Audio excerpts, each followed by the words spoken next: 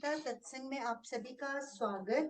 जहां हम भगवत गीता के 7वें अध्याय को रानसर से जानने का प्रयास कर रहे हैं और आज बारी है श्लोक 25 को जानने की। सर को प्रणाम और निवेदन कि आज के सत्संग की शुरुआत करें। ओम वसुदेव सुतं देवं कंसचाणूरमर्दनं देवकी परमानंदं कृष्णं वंदे जगद्गुरुं। सभी को बहुत बहुत प्रणाम। 7वां अध्याय जारी है।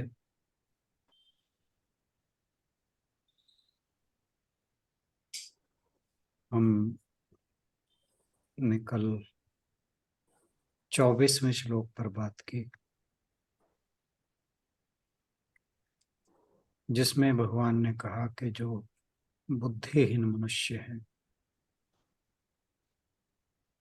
वे मेरा जो अविनाशी रूप है, जो अव्यक्त है,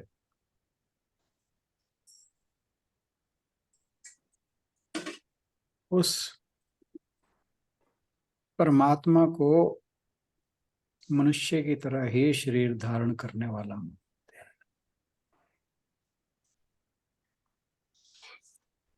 हाँ, भगवान जी बता रहे हैं कि जब वे निराकार से साकार हो जाते हैं, अर्थात मनुष्य के रूप में प्रकट होते हैं, अवतार के रूप, तब जो साधारण बुद्धि के लोग हैं वे मुझे यह समझते हैं कि मैं भी साधारण ही मनुष्य हूं जिसने शरीर धारण कर रखा है।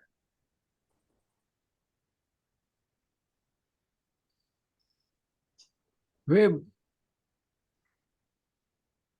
बुद्धिहीन हैं, इसलिए वे भगवान का जो शाश्वत रूप है, जो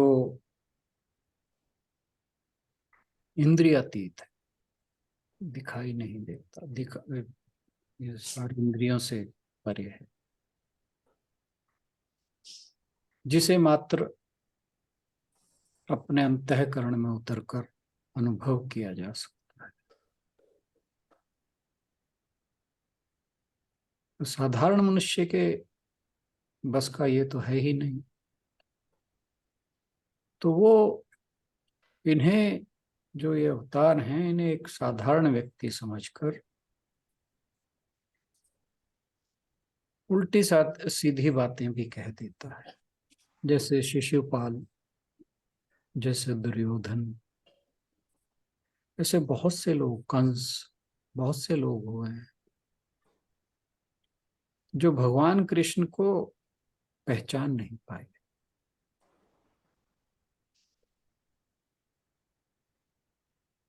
तो यह इस कारण था कि वे लोग, उनका संसार से संबंध इतना घनिष्ठ था कि वो उससे इतर ना तो सोच पाते थे, ना ही सोचने का प्रयास करते थे।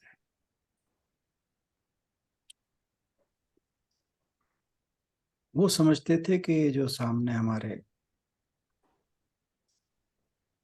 जैसे कंस कहता था ये ग्वाला है,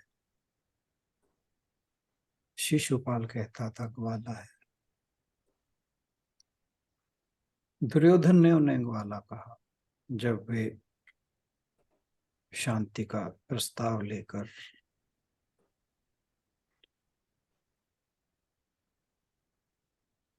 कौरवों के दरबार में गए।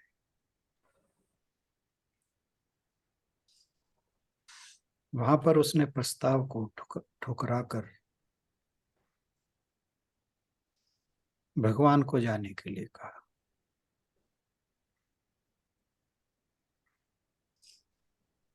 भगवान ने कहा तो अपनी मृत्यु का इंतजार क्यों कर रहा है,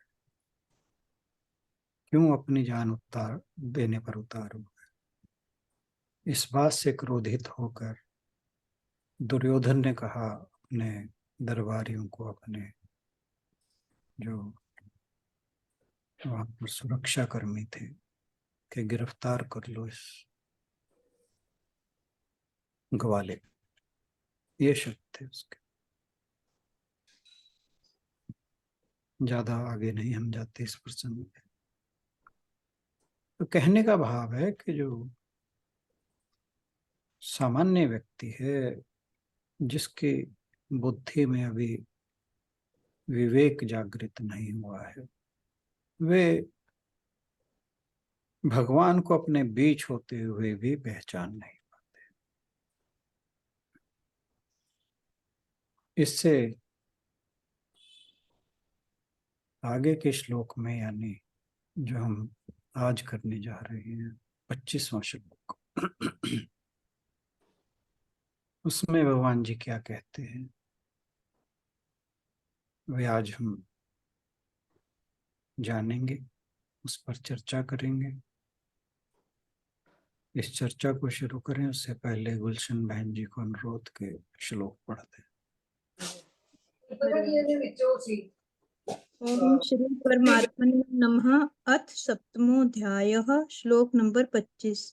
नाहं प्रकाशः सर्वस्य योगमाया समावृतः मूढोऽयं नाभिजानाति लोको मामजमव्ययम्। इसमें भगवान जी कह रहे हैं कि योग माया समावृतः, अपनी योग माया से छिपा हुआ अहम मैं सर्वस्य, सबके प्रकाश प्रत्यक्ष न नहीं होता। अयम इसलिए यह मूढ़ अज्ञानी लोग का सभी लोग जो है जन समुदाय माम मुझे अजम यानी कि जन्म रहित अव्ययम अविनाशी परमेश्वर को न नहीं अभिजानाति जानता, अर्थात मुझको जन्मने और मरने वाला समझता है।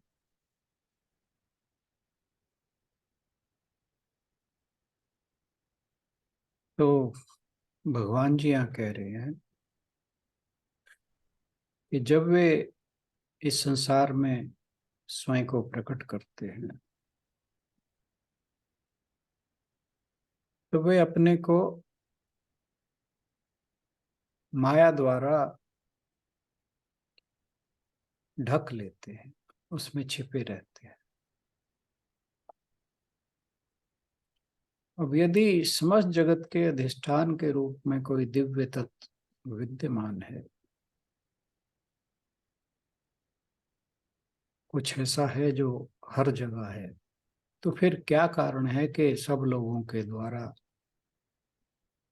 वह जो सर्वत्र उपस्थित है वो अनुभव नहीं किया जाता?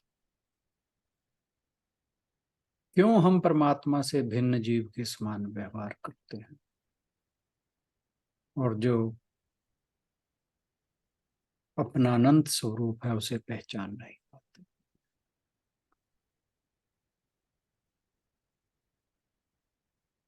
इसका कारण है कि जो भगवान है वे अपनी स्वयं को योग माया से अच्छी तरह ढक लेते हैं, उसके आवरण में छिपे रहते हैं।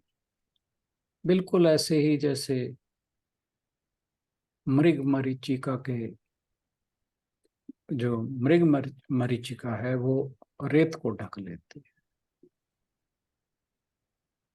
पानी का एक मिथ्या आभास देती है।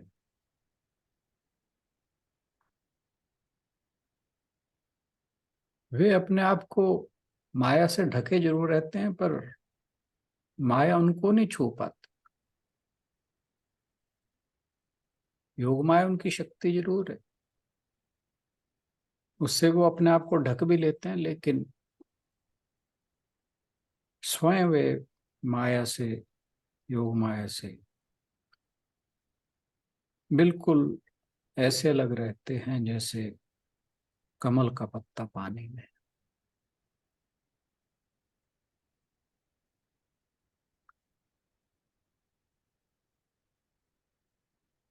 वो कहते हैं कि ये जो भ्रमित संसार है मुझे अजन्मा और अविनाशी वो कभी नहीं जानता। बाइबल में आया है कि जो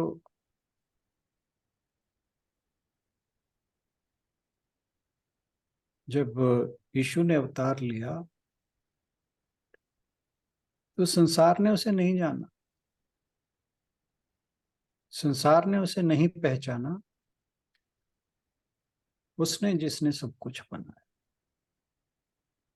भगवान की योग माया के कारण जो साधारण मनुष्य है उसकी दृष्टि इस माया के आवरण को भेद नहीं पाती। इसीलिए अधिकांश लोग उन्हें साधारण व्यक्ति ही समझते हैं।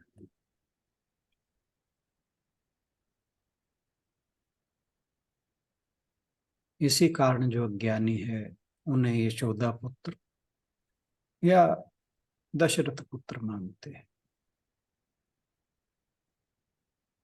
वे जानते हैं कि अन्य मनुष्यों की तरह उन्होंने भी अपने कर्म के कारण इस धरती पर जन्म लिया है और मरणशील संसार में वे भी मृत्यु को प्राप्त होंगे। उन्हें यह ज्ञान नहीं रहता कि ये भगवान है।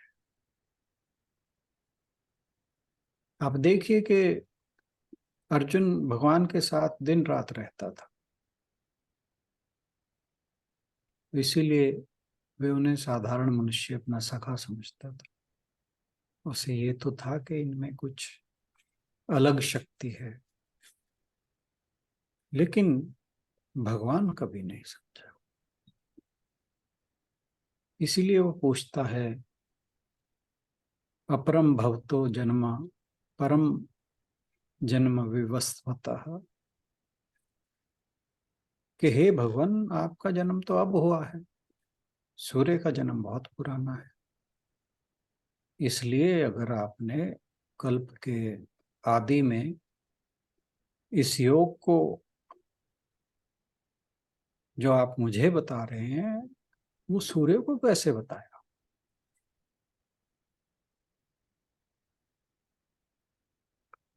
यही कारण है कि जो अर्जुन है वो भी उन्हें साधारण व्यक्ति ही समझता था। यशोदा माता बाल कृष्ण को चारों ओर से रस्सियों से जकड़ देती है, लेकिन उन्हें बांध नहीं पाती। इसके बावजूद वे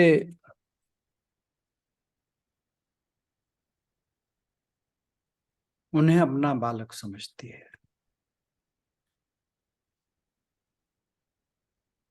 दरअसल ये जो भ्रमित लोग हैं जिन्हें अभी वास्तविकता का ज्ञान नहीं है,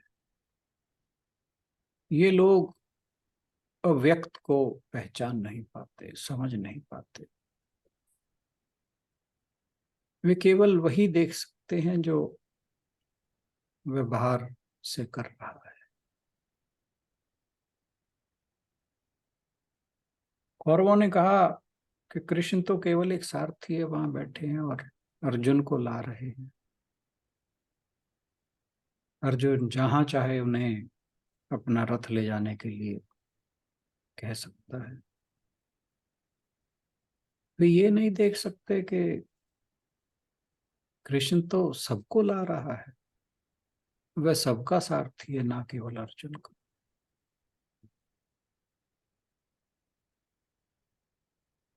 वे अपनी अज्ञानता के कारण इस वास्तविकता को नहीं समझ सके। केवल भक्त जो उनसे प्रेम करते हैं, जो उनके प्रति समर्पित हैं, जो उनके शरण में हैं, जो उसकी महिमा में विश्वास रखते हैं, जो उसका ध्यान करते हैं, जो उसका नाम जपते हैं, जो उसका स्मरण करते हैं, जो पूरी तरह उसके ख्यालों में डूबे हुए हैं, केवल उन्हें ही यह वास्तविकता प्राप्त है और वही इस बात को अनुभव कर पाते हैं कि वे वास्तव में कौन है।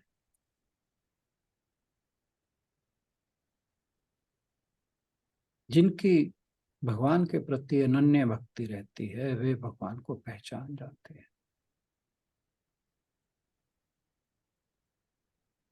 योग माया से आवृत भगवान राम वाल्मीकि जी से अपने रहने के लिए भवन पूछते हैं और वाल्मीकि जी अपनी अंतर्दृष्टि के कारण उन्हें पहचान जाते हैं और वे कहते हैं, भगवान आप हमसे तो दुराव ना कीजिए, आप योग माया रूपी कवच से ढके रहने के कारण मुझे धोखा नहीं दे सकते। आपके चरित्र से अज्ञानी मोहित होते हैं पर आपके भक्त नहीं।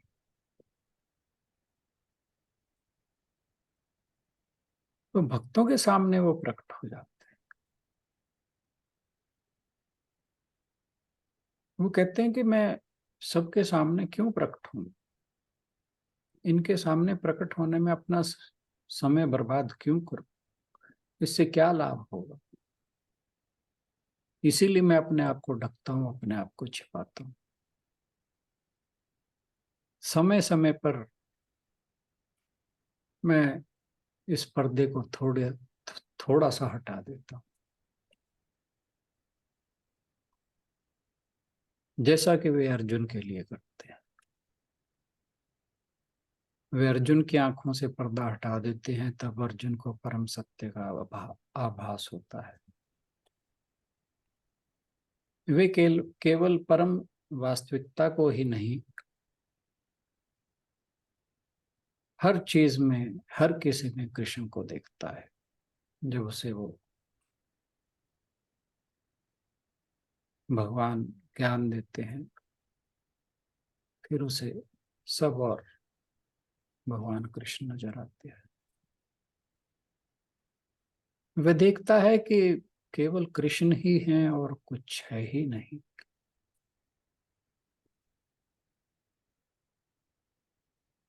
सांसारिक लोग जो संसार के भोगों के कारण अंधे हो गए हैं, जो आध्यात्मिकता के माध्यम से अपनी साधना के चलते भीतर नहीं गए हैं, उन्हें भगवान का एहसास नहीं होता। उनके लिए ईश्वर बहुत दूर है।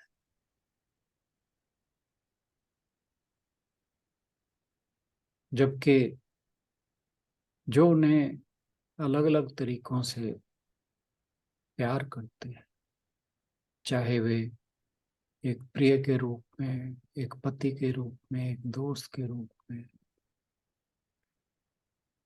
फिर वे उसे अपनी ओर खींचते हैं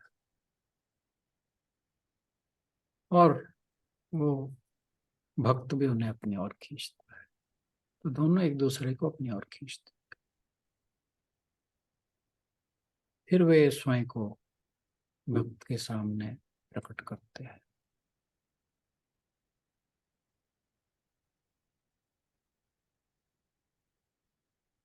वे ईश्वर जो हैं वही परम कृष्ण है। वे परम सत्य और परम लक्ष्य है, उसके अलावा और कोई नहीं। अज्ञानी जीव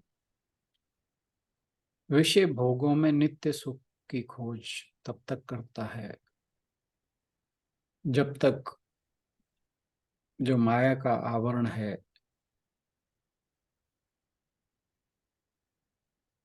उसकी और विक्षेप के निवृत्ति नहीं हो जाते।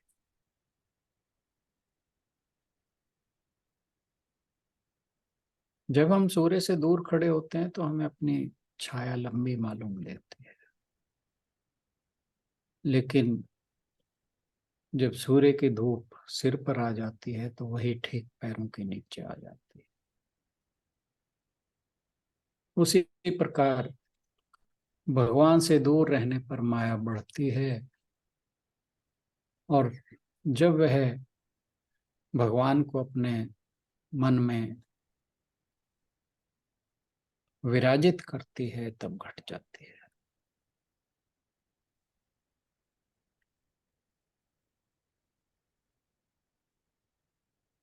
गीता प्रेस गोरखपुर में अपने कल्याण अंक निकलता है, उसके बारे में जरूर सुना होगा, पढ़ा होगा। एक बार कल्याण कार्यालय के अंदर एक सज्जन थे। लोग प्यार से उन्हें दादा बुलाते थे। एक दिन उनको स्वप्न आया कि गांधी जी का जीवन अब बहुत थोड़ी देर का रह गया है, अब उन्हें भगवान का भजन करना चाहिए। तो उस समय जो वहां पर संस्थापक थे हनुमान प्रसाद पोदार जी, उन्होंने, जो दादा थे, उन्होंने उनसे बात की और कहा कि आप गांधी जी को ये बात बताइए। तो हनुमान प्रसाद जी ने गांधी जी को पत्र लिखा कि ऐसा स्वप्न कृष्णदास को आया है, अब आपको भगवत भजन करना चाहिए। गांधी जी ने उसके उत्तर में लिखा, उन्होंने कहा, एक तो यह तुम्हारी बात जची नहीं कि हमको मृत्यु के भय से भगवान का भजन करना चाहिए। कहते हमें मृत्यु का कोई भय नहीं है। रही बात राम नाम के भजन की, तो सो तो मेरी खुराक है, इसके बिना मैं रह नहीं सकता। भगवान का नाम तो मेरी सांस सांस में है।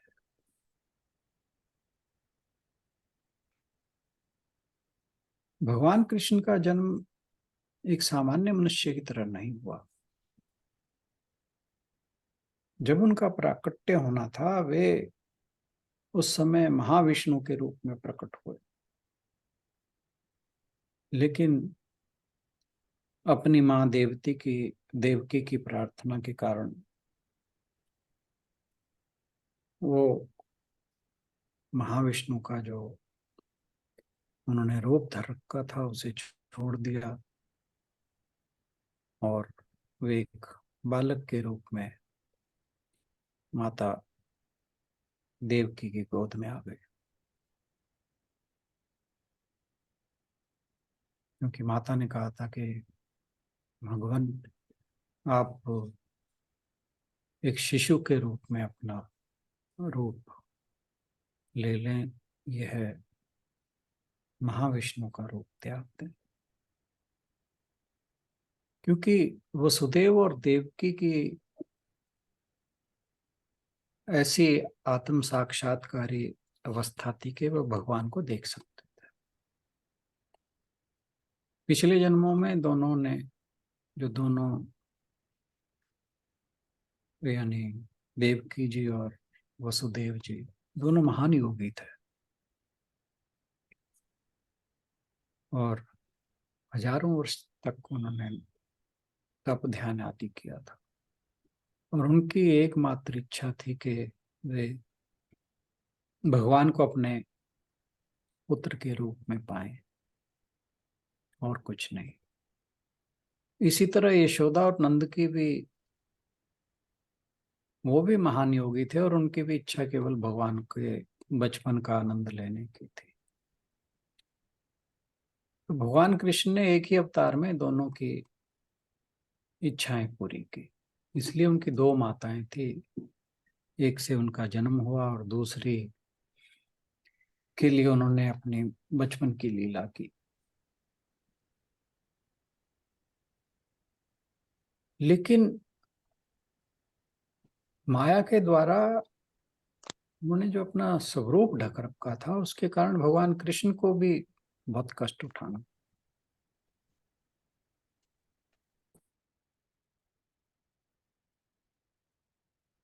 कंस ने न जाने कितने राक्षस उनको मारने के लिए भेजे, उन्हें हर एक से युद्ध करना पड़ा, और वो भी बालपन में। कितनी मायावी शक्तियां उनके पास भेजी।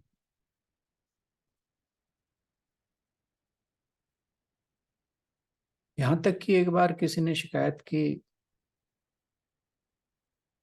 कि कृष्ण ने स्यमंतक मणि चोरी की है, और यह है कि वह एक चोर है। और कुछ लोग वाकई सोचने लगे कि श्री कृष्ण एक चोर है। और ये बात तब की है जब वे द्वारका में थे। उन्होंने खुद को सही ठहराने के लिए जाकर उस स्यमंतक मणि को ढूंढा, और जो उसका मालिक था सत्यजीत, उसे सौंपा। बात यह थी कि द्वारकापुरी में निवास करने वाले सत्यजीत यादव ने सूर्य नारायण की आराधना की। तब सूर्य भगवान ने उन्हें खुश होकर स्यमंतक मणि दी अपने गले से उतार कर। और ये मणि ऐसी थी कि रोज 8 बार सोना देती थी।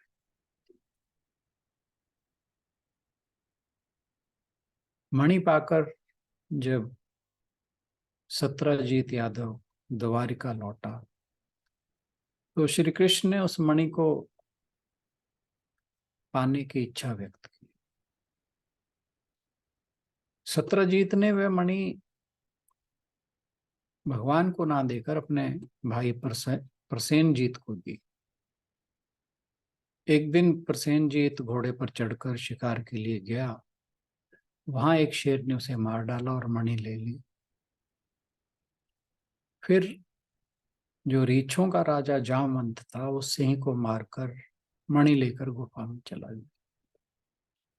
जब प्रसेनजीत कई दिनों तक शिकार से ना लौटा, तो सत्यजीत को बड़ा दुख हुआ।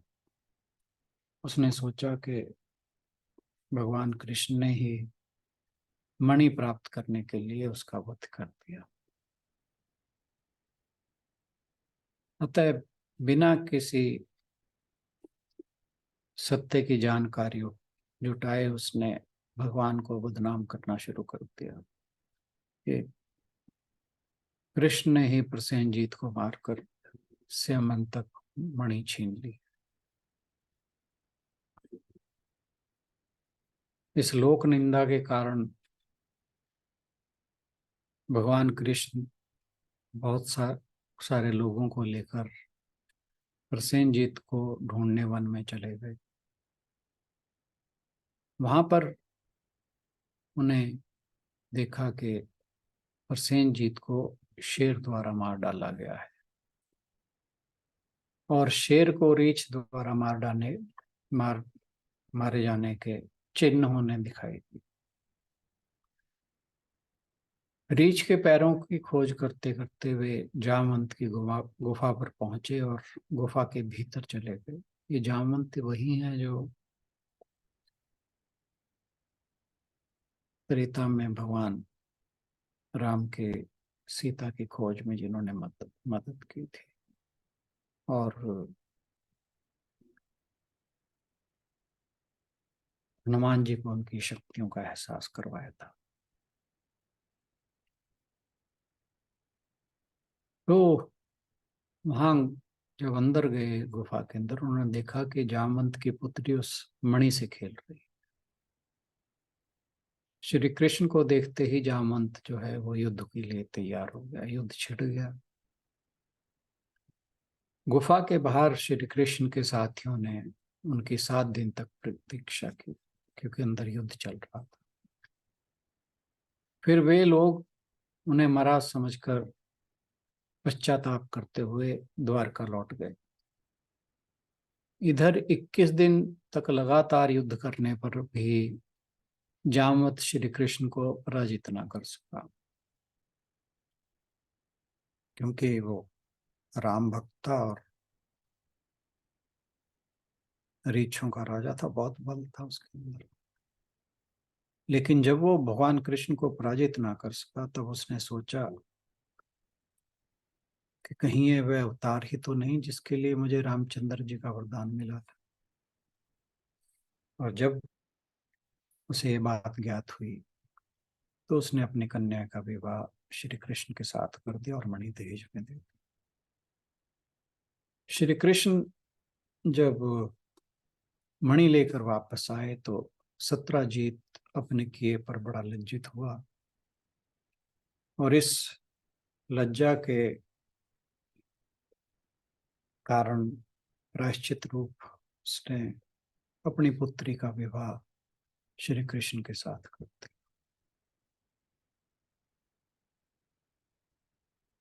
वे तो स्वयं परमात्मा है, फिर भी एक इंसान के तौर पे उन्हें भी बहुत सी कठिनाइयों का सामना करना। राम कृष्ण परमहंस जो थे उन्हें भी बहुत सी समस्याएं, बुद्ध को बहुत सी समस्याएं आई। रामकृष्ण परमहंस को तो गले का कैंसर हो गया और इसी के कारण उनका निधन हो गया। इसलिए जब आप ये सब चीजें देखेंगे तो आपको लगेगा कि आदमी भगवान कैसे हो सकते हैं, ऐसा नहीं हो सकता।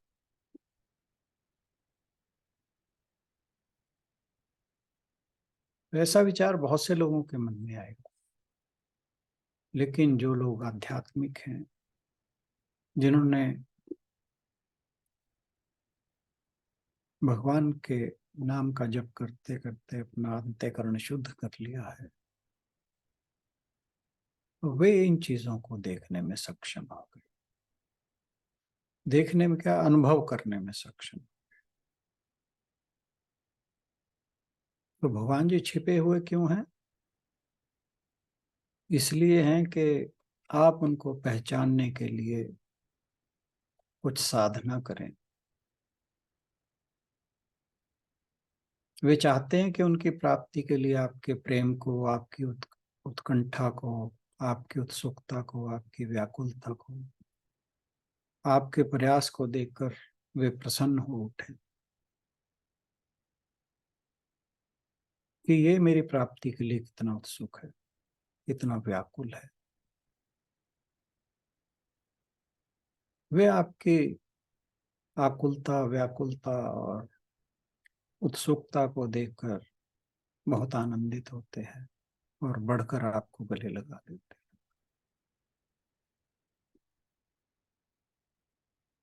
जो लोग भगवान के प्रति इस प्रेम को जागृत करते हैं, वे अगले जन्म में भक्त होते हैं। अगले श्लोक में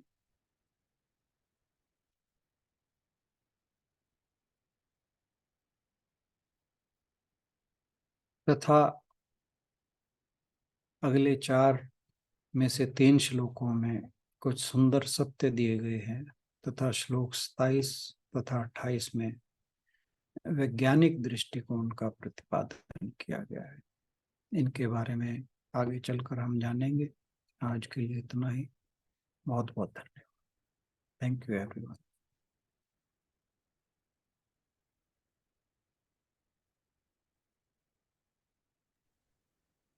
सभी की ओर से राणा सर का भी बहुत बहुत धन्यवाद। यदि कोई आज के श्लोक को लेकर अपने विचार रखना चाहे तो जरूर रख सकते हैं या कुछ पूछना चाहें।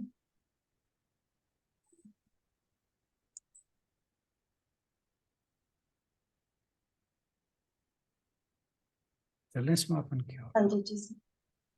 ओम पूर्णमदः पूर्णमिदं पूर्णात् पूर्णमुदच्यते पूर्णस्य पूर्णमादाय पूर्णमेवावशिष्यते। ओम शांति शांति शांति। हरि ओम। सभी को बहुत बहुत प्रणाम। सत्संग में जुड़ने के लिए बहुत बहुत धन्यवाद। Thank you everyone. सभी की ओर से राणा सर का भी बहुत बहुत धन्यवाद। कल मिलते हैं अगले श्लोक के साथ। Thank you everyone.